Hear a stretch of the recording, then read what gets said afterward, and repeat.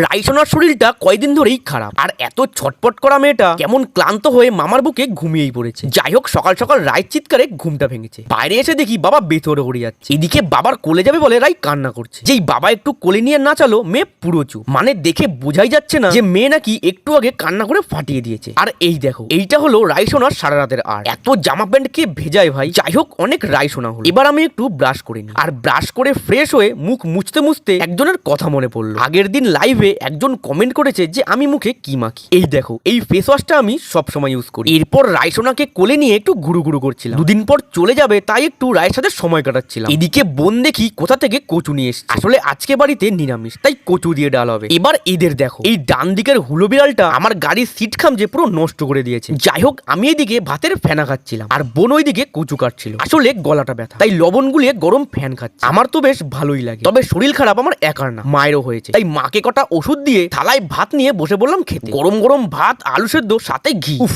পুরো অমৃত। তাই আজকে নিজের হাতেই খাচ্ছিলাম। এরপর খেয়ে উঠে দেখি বাড়িতে এসআইআর এর ফর্ম নিতে এসেছে। আগের দিন রাতেই সব রেডি করে রেখেছিলাম, আর যেটুকু বাকি ছিল সেটা জিজ্ঞেস করে রেডি করে দিলাম। আর আমি বেরিয়ে পড়লাম একটা কাকুর বাড়ি যাওয়ার জন্য। আর সেখান থেকে কাজ মিটিয়ে বাড়ি আসার সময় এই গেটে আটকালাম। বিশ্বাস করো, জীবনের সব পাপ একদিকে, আর এই রথতলা গেটে আটকানোর পাপ আর একদিকে। যাই হোক, বাড়ি এসে দেখি রাই ঘুমাচ্ছে। তাই আমি আমার ঘরে আসতে বোন এসে আমাকে জ্বালানো শুরু করে দিয়েছে। ও নাকি আমার হাতে ট্যাটু করে দেবে। এই হচ্ছে ওর ট্যাটু। এটা ট্যাটু নাকি অক্টোপাস বুঝতেই পারছি না। এরপর সন্ধ্যেবেলা রায়ের সাথে খেলা করে আমি ক্যাটারিং এ চলে আসলাম।